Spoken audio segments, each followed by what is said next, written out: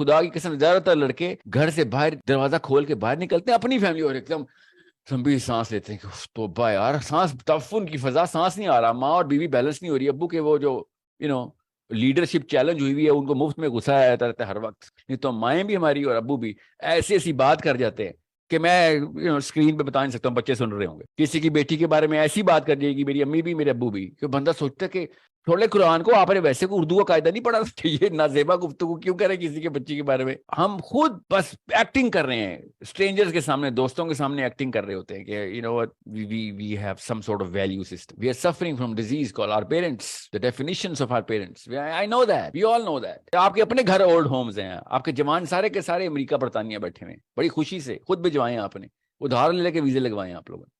آپ کا اپنا گھر اولڈ ہوم ہے، پاکستان کے سارے گھر اولڈ ہومز ہیں. موقع کی جس کو موقع مل رہا ہے وہ خود اولڈ ہوم بنا رہا ہے، موقع کسی چیز کا ویزا مل رہا ہے، جس کو ویزا نہیں مل رہا وہ اپنے ماں باپ کے حقوق کے بہانے اسلام فٹ کر رہے ہیں. منی Hungary freaks are trying to label everything under Islam. This is not how Islam is going to come in. خلافت کی باتیں، سوری جہاد کی باتیں، کوئی چکر ہی نہیں ہے.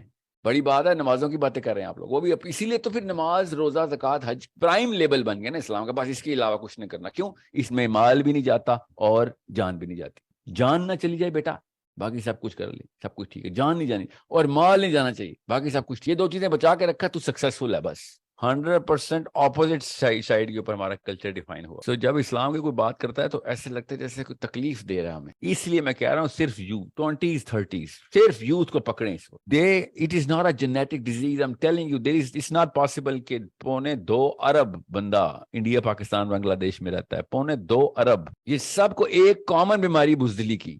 It cannot be possible کہ جینیٹک ہونا. There are too many races, too many genes combined. اس کا مطلب کلچرل ڈس آرڈر ہے. یہ شروع میں ہی بس ڈر بٹھایا گیا تھا. اب بزدلوں کے بچے جب پل رہے ہوتے ہیں تو ان کو ہر ڈر ہوتا ہے، پھر وہ پیسہ کم ہو جائے پھر تو ان کی حالت خراب ہو جاتی ہے، پھر تو وہ چیخیں پکار کرتے ہیں. مسجدوں میں اتنے زور کے اور مسلوں میں آنٹیاں اپنے گھروں میں اتنے زور کا سجدہ کرتی ہیں زمین میں سوراخ ہو جائے. کیوں؟ پیسوں کی دعا مانگنی ہے. بچہ پیسے کمائے تو جو مرضی کر رہا ہو، بچہ دنیا کا بیسٹ بچہ ہے. پیسے نہ کما رہا ہو بس یہ ابو جہل ہے. اسلام کے کہینے میں بھی فیل کرنا شروع کر دیتے ہیں. اگر پیسے نہ کما رہا ہو، پیسے کما رہا ہو تو بے شک اسلام میں کہیں نہ فیل ہو. ہم نے کن اصولوں کے اوپر اپنے آپ کو ٹرین کیا ہوا ہے؟ ہم نے اصولوں پہ ٹرین کیا ہوا ہے. بھاگ بیٹا بھاگ، جان بچا کے بھاگ، مال بچا کے بھاگ. We are going to set up the reality show here, the reality of all of who we are. ایک دوسرے کو نہیں آئینہ دکھائیں گے تو امپروو کیسے کریں گے اپنے بچوں کو؟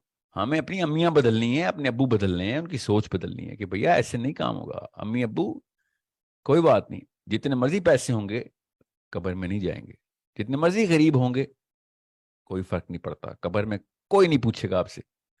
اور اللہ کی قسم قبروں میں جائیں گے، آپ بھی، میں بھی، ہم سب، ہمارے بچے بھی، ہم سب قبروں میں جائیں گے. جو مرضی کر لیں. آپ کی یہ دونوں چیزوں کی ڈیفینیشن، جان بچانا نہیں بچنے والی، جتنا مرضی دور بھاگے نہیں بچنے والی امی، جان نہیں بچنے والی. پیسے بچانے ابو، اللہ کی قسم نہیں بچنے.